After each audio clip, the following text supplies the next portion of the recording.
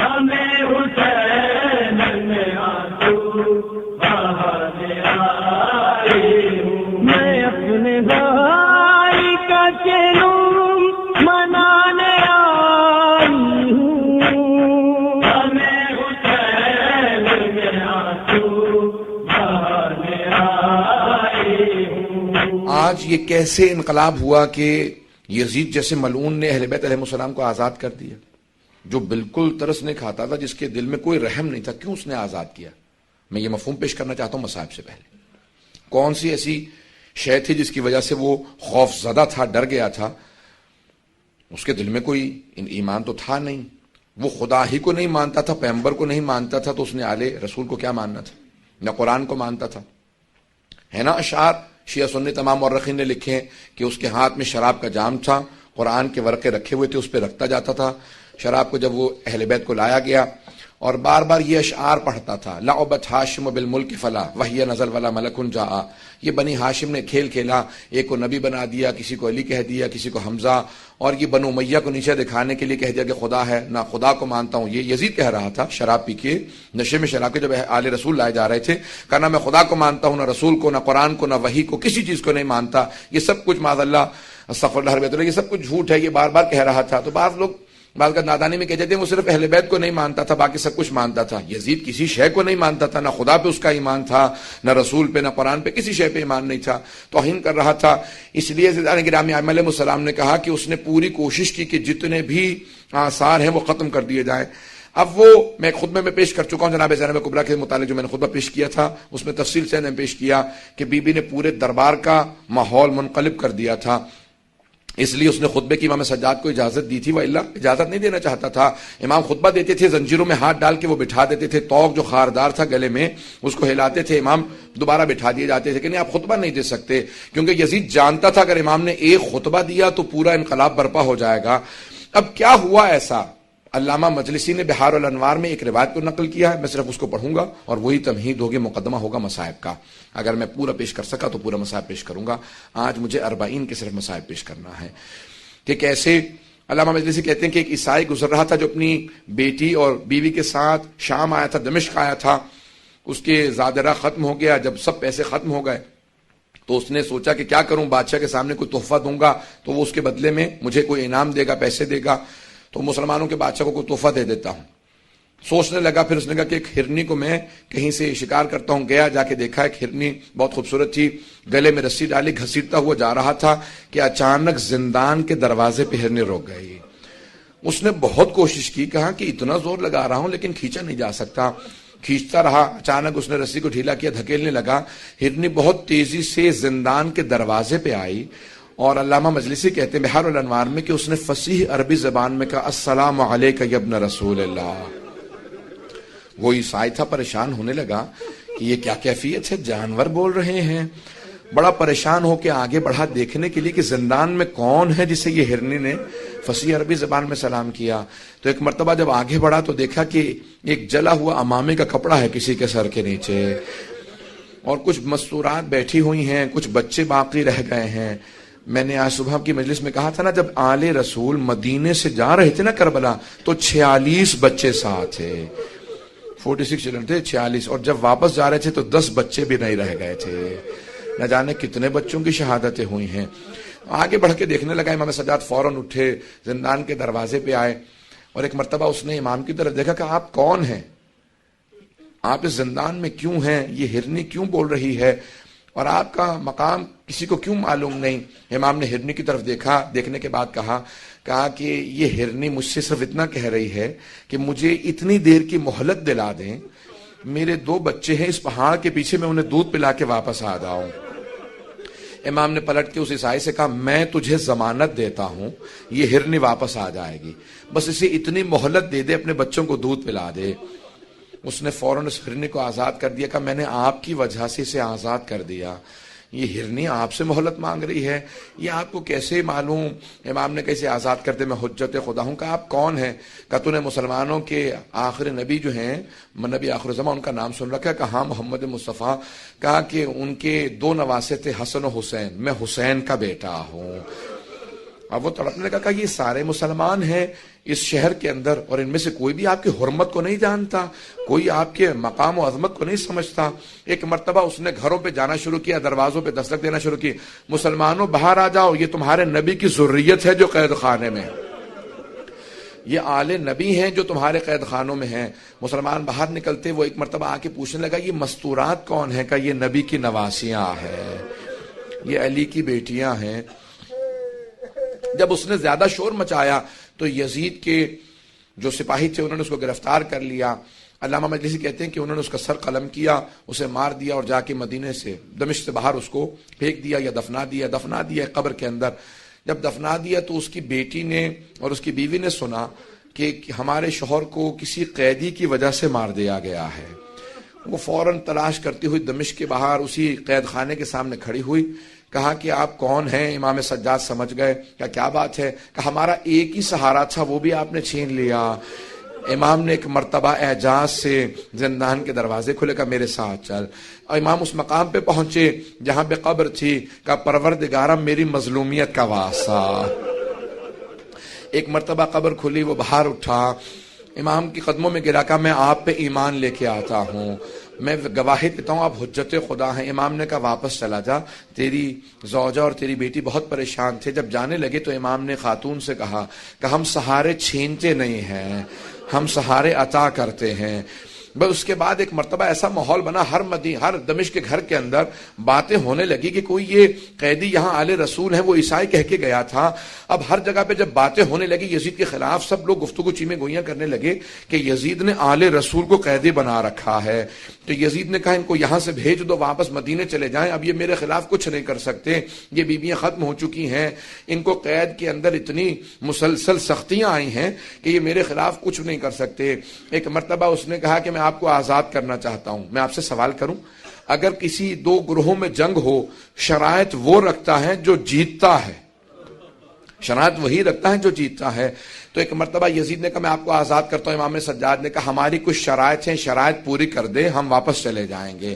کہا کیا شرائط ہے؟ کہ پہلی شرط ہے شہداء کے سروں کو واپس کر دے، دوسری شرط یہ ہے کہ جو تبرکات لوٹے تھے تبرکات کو لوٹا دے، اور تیسری شرط یہ ہے کہ ہمیں یہاں پہ رونے کے لیے ایک مکان دے دے، ہم اب تک کھل کے رو نہیں سکے ہیں۔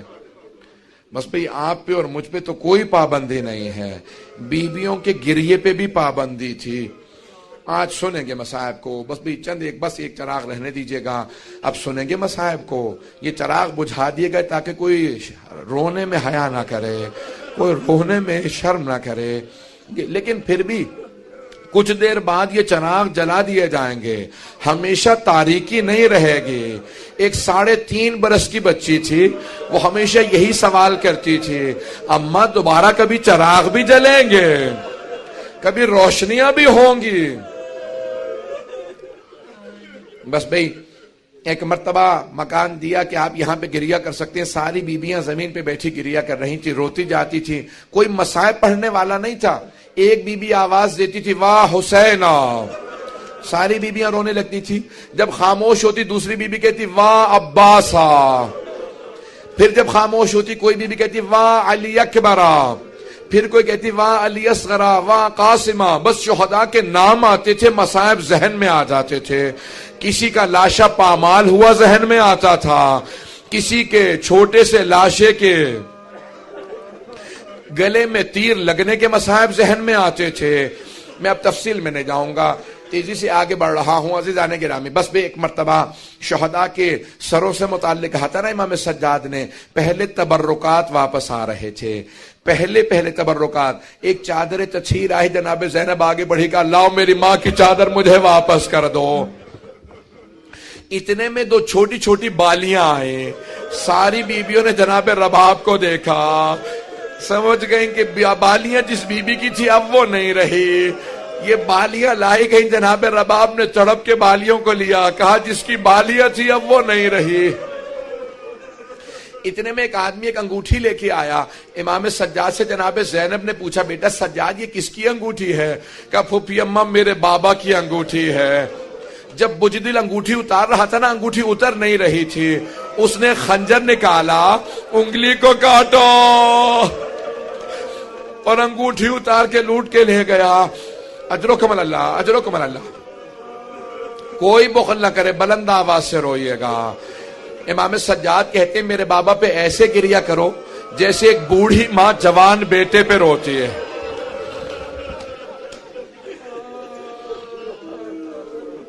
بس بھئی تبرکات کے میں نے سارا چھوڑ دیا مضمون، بہت تیزی سے آگے بڑھ رہا ہوں. تبرکات آ چکے، اب ایک مرتبہ شہداء کے سر واپس آنے لگے. پہلا جو سر آیا بڑا ننھا سا سر تھا. جناب رباب نے اپنے برقعے کا دامن پھیلایا کہ اللہ علی اصغر کا سر مجھے دے دو. بی بی نے کچھ دیر سر لے کے گریا کیا، پھر ایک سوال کیا، علی اصغر اب مثلوں کا تنہر، بیٹا کہ تجھ جیسے بچوں کو بھی نہر کیا جاتا ہے؟ بیٹا اونٹوں کو نہر کیا جاتا ہے.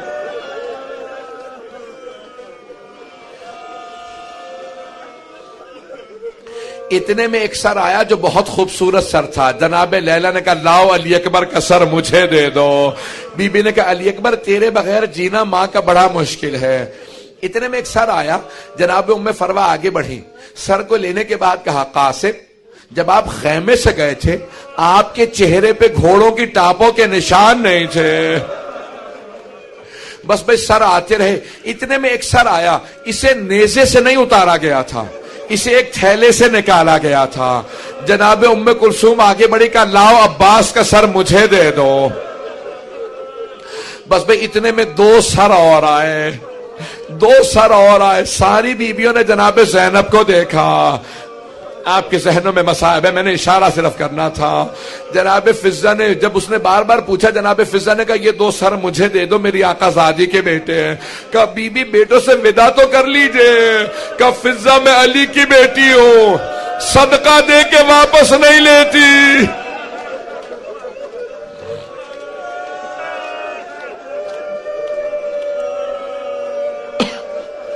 بس بھئی ایک مرتبہ ایک ایسا سر آیا، ساری بیبیاں تعظیم میں کھڑی ہو گئیں. جناب زینب آگے بڑھی کہ لاؤ میرے ماں جائے حسین کا سر، مجھے میرے بھائی کا سر دے دو. ساری بیبیوں نے حلقہ باندھا، بلند آواز سے گریا کرنے لگی، ماتم کرتی جاتی تھی بیبیاں. بس بھئی ایک مرتبہ 3 دن تک بیویاں روتی رہیں، گریا کرتی رہیں. امام سجاد نے اعلان کیا کہ پھوپھی اماں سب بیویوں سے کہتے ہیں کل صبح ہم مدینے واپس چلے جائیں گے. صبح نمودار ہوئی. میں نے 2 جگہ یہ مصائب پیش کیا، صرف یہ ایک جملہ پیش کر رہا ہوں وہاں اپنے مصائب سے. جیسی صبح نمودار ہوئی تو جناب زینب سے امام سجاد نے پوچھا پھوپھی اماں بیویاں تیار ہیں؟ جناب زینب نے کہا بیٹا سجاد سب بیویاں تیار ہیں، لیکن آپ کی ماں رباب کا کچھ پتہ نہیں ہے. نہ جانے رباب آج صبح سے کہاں چلی گئی ہیں. امام سجاد نے کہا پھوپھی اماں مجھے پتا ہے میری ماں کہاں گئی ہے. بیویوں سے کہیں تیار ہو، راستے سے ماں کو لے لیں گے. جب چلے تو جناب زینب نے کہا بیٹا سجاد یہ راستہ تو زندان کو جاتا ہے. کہا پھوپھی اماں میری ماں زندان کی ایک قبر سے ودا کرنے گئی ہے. جیسے ایک ماں بچے سے لپٹ کے روتی ہے نا، جناب رباب قبر سے لپٹی ہوئی تھی. بار بار کہتی تھی سکینہ تمہیں سب سے زیادہ شوق تھا مدینے جانے کا، بیٹی اٹھو ہم مدینے جا رہے ہیں. امام سجاد آگے بڑھے، ماں کا بازو تھاما. جناب زینب نے بازو پکڑا کر رباب جو چلے جاتے ہیں ان کے ساتھ دنیا سے نہیں چلے جاتے، رباب صبر کرو. بس بھئی اٹھی بیبیاں چلیں. ایک مرتبہ جیسے دمشق سے قافلہ باہر آیا نا تو جناب زینب نے آواز دی بیٹا سجاد ذرا قافلے کو رکوا دیجئے. قافلہ رک گیا. بی بی نے ساری بیبیوں سے کہا، جناب زینب نے بیبیوں ذرا دوبارہ دمشق کا رخ کرنا. سب بیبیوں نے دمشق کا رخ کیا. جناب زینب نے ہاتھوں کو اٹھا کے کہا کہ بیبیوں گواہ رہنا، سکینہ میں چھوڑ کے جا رہی ہوں، بیٹی میں وعدہ کرتی ہوں میں واپس آؤں گی. بس بھئی سب بیبیاں تڑپنے لگی، رونے لگی. امام سجاد نے قافلے کے قافلے کو دوبارہ چلا کر قافلے کو چلا دو. ایک ایسا مقام آیا کہ جہاں پہ جو قافلے کے ساتھ چل رہا تھا اس نے آواز دی کہ سید سجاد ہم ایک ایسے مقام پہ ہیں یہاں سے راستہ مدینے بھی جاتا ہے کربلا بھی جاتا ہے, بس کربلا کا نام سننا تھا. ساری بیویاں تڑپنے لگی کہ سجاد ہم لاشیں چھوڑ کے آئے تھے, ہمیں کچھ دیر کے لیے کربلا لے چلو, ہم قبروں کی زیارت کرنا چاہتے ہیں. امام سجاد نے کہا ہمیں کربلا جانا ہے. کربلا چلنے لگے. جب راستے میں کربلا کا نام آیا ہر بیوی تڑپ رہی تھی. کسی کو اپنا شہید یاد آتا, کسی کو اپنا بچہ یاد آتا, کسی کو کوئی یاد آتا, کوئی بھائی کو یاد کر رہی تھی. ہر بیوی تڑپ رہی ہے. وہاں جناب جابر عطیہ رسول خدا کے صحابی کے ساتھ دونوں صحابی پہنچے. جیسے ہی پہنچے نا تو کربلا میں پہنچے, جناب جابر نابینا ہو چکے تھے.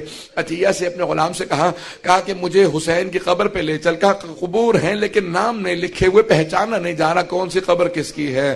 تو جناب جابر نے آواز دی حسین میں جب بھی آپ سے ملنے آتا تھا مجھے گلے لگاتے تھے. کہ حسین میں مدینے سے آیا ہوں, کچھ دیر کے لیے مجھے گلے لگا لیجئے. جناب جابر ابھی تڑپ ہی رہے تھے کہ اتنے میں جناب جابر کو محسوس ہوا کہ قافلے کے آنے کی آہٹ محسوس ہو رہی ہے. بس بھئی 5 سے 7 منٹ کی زحمت دوں گا, زیادہ مصائب نہیں پڑھوں گا. آج تابوت ہے نا سید الشہداء کا, کوئی رونے میں بخل نہ کرے. آج جب تابوت پہ آپ پرسہ دیں گے نا تو 3 بیویوں کو پرسہ دیجیے گا. جناب سیدہ کو کہے گا بی بی آپ کے بیٹے کی شہادت کا بڑا افسوس ہے, بی بی لاشے کے پامال ہونے کا بڑا افسوس ہے. دوسری بی بی جناب زینب کبریٰ کہے گا بی بی آپ نے اپنے بھائی کو لاشے کو پامال ہوتے دیکھا تھا, شمر کو خنجر چلاتے دیکھا تھا. اور تیسری کون سی بی بی ہے جسے پرسہ دینا ہے؟ تیسری بی بی جو 3.5 برس کی بی بی, حسین کے سینے پہ سونے والی بی بی. اجرکم اللہ, اجرکم اللہ. بھئی تھک تو نہیں گئے آپ لوگ؟ مسلسل رونا بڑا مشکل کام ہے آپ مسلسل رو رہے ہیں نا, مسلسل رونا جناب زینب کا کام ہے, یہ مسلسل رونا سید سجاد کا کام. ایک مرتبہ جابر نے جب آہٹ محسوس کی کوئی قافلہ آ رہا ہے, فوراً عطیہ سے پوچھا کہ ابھی قافلہ آ رہا ہے, قافلہ کس کا ہے؟ کہ اگر یہ میرے مولا سجاد ہوئے میں تجھے آزاد کر دوں گا. ایک مرتبہ غلام نے پوچھا اپنے مولا کی کوئی علامت تو بتائیں. کہ میرا مولا 23 برس کا جوان ہے, میرا مولا بڑا قداور ہے, میرے مولا کی کمر بڑی مضبوط ہے, میرے مولا کے بازو بڑے مضبوط ہیں. غلام نے دور سے دیکھا کہ یہ آپ کے مولا نہیں ہے. کہ کیوں؟ کہ ان کی داڑھی سفید ہے, کمر جھکی ہوئی ہے.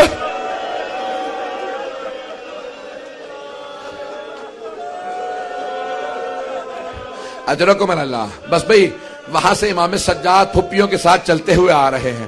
میں ایک سوال کروں آپ سے, ذرا رک جائیے. آپ نے دیکھا خدا نہ خواستہ اگر کسی گھر میں کسی بزرگ کا انتقال ہو جائے تو سب جاتے ہیں بیٹوں کو پرسہ دیتے ہیں.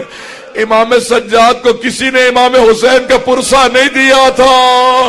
امام کربلا کے بعد سے تڑپ رہے تھے مجھے کوئی گلے لگائے, مجھے کوئی میرے بابا کا پرسہ دے. کوئی کہے سجاد آپ یتیم ہو گئے, آپ کی پھپھیوں کا پردہ چھن گیا. کسی نے گلے نہیں لگایا تھا. جیسے ہی امام سجاد کی جناب جابر پہ نگاہ پڑی خود ہی آگے بڑھے, جناب جابر کو گلے سے لگایا. جیسے کوئی کئی دنوں سے کسی اپنے کو تلاش کر رہا ہو, گلے لگا کے کہا جابر ہاں ہونا قتلا رجالنا. جابر اس سرزمین پہ ہمارے مردوں کو ذبح کیا گیا. جابر میرے بابا کے لاشے پہ گھوڑے دوڑائے. جابر میری پھپھیوں کے پردے چھنے, میری چھوٹی بہن کو تماچے لگے. جابر میرے گلے میں توق تھا, ہاتھوں میں زنجیریں, پاؤں میں بیڑیوں, نبی کی نواسیاں شرابی کے دربار میں گئی.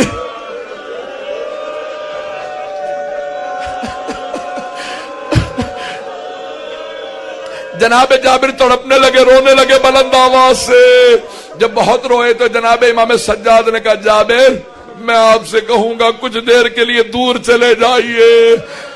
جناب جابر نے کہا مولا میں تو نابینا ہوں, کچھ دیکھ نہیں پاتا, میں کچھ نہیں دیکھ سکتا, اپنی پھپھیوں کو بلا لے. مولا نے کہا جابر آپ دیکھ نہیں سکتے, سن تو سکتے, ابھی میری پھپھیاں بین کریں گی, کوئی کسی قبر پہ گرے گی, کوئی کسی قبر پہ. جابر ذرا دور چلے جاؤ, میری پھپھیاں بین کریں گی.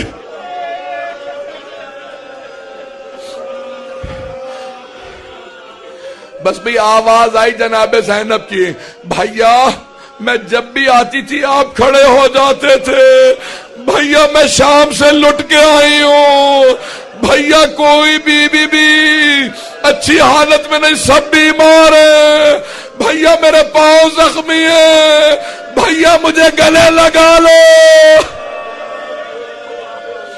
اجرکم اللہ. بس بھئی امام سجاد نے پھپھی کا بازو تھاما. جب جناب زینب نے پوچھا بیٹا سجاد مجھے کچھ دیر کے لیے میرے بھائی کی قبر تو دکھا دو, امام سجاد آگے لے گئے. جناب زینب قبر پہ بیٹھ کے رونے لگیں. ساری بیویاں امام حسین کی قبر پہ گر گئیں, روزے سے لپٹ کے سب رو رہی تھی. امام سجاد نے دیکھا اگر ایسے بیویاں روتی رہی نا تو روتے روتے کوئی بیوی مر جائے گی. امام سجاد بڑھے, پھپھی کا بازو تھاما, کا پھپھی اماں بس کیجئے, سب بیویاں کھڑی ہو جائیں. بس امام کا حکم تھا, سب رک گئیں. جیسے جناب زینب کھڑی ہوئی, بی بی نے فوراً پوچھا بیٹا سجاد یہ میرے بھائی کے ساتھ والی قبر کس کی ہے؟ مولا سجاد نے کہا یہ میرے بھیا علی اکبر کی قبر ہے. ساری بیویاں دوبارہ جناب علی اکبر کی قبر پہ گر گئیں, تڑپ کے رونے لگی. پھر امام سجاد نے اٹھایا. پھر جناب زینب نے پوچھا یہ والا گنج شہداء میں یہ قبر کس کی؟ کہا یہ قاسم کی. پھر کہا یہ اون محمد. سب کی قبریں بتاتے رہے. ایک مرتبہ جناب زینب نے تڑپ کے پوچھا بیٹا سجاد آپ نے ساری قبریں بتا دی لیکن میرے بھیا عباس کی قبر نہیں بتائے. امام سجاد نے کہا پھپھی اماں میرے چچا کا روزہ فرات کے کنارے ہے, میرے ساتھ چلے میں آپ کو چچا کی قبر پہ لے جاؤں. جیسے ہی بیویاں چلی جناب زینب نے بیویوں کا راستہ روک لیا. کہا بیویوں میرے بھیا عباس کو سب کچھ بتا دینا, بتا دینا ہمیں شرابی کے دربار لے گئے تھے, بتا دینا ہمیں تازیانے مارے گئے تھے, لیکن مت بتانا بیویوں میرے بھیا عباس کو مت بتانا, مت بتانا سکینہ شام میں رہ گئے, میرے بھائی کی غیرت برداشت نہیں کرے گی.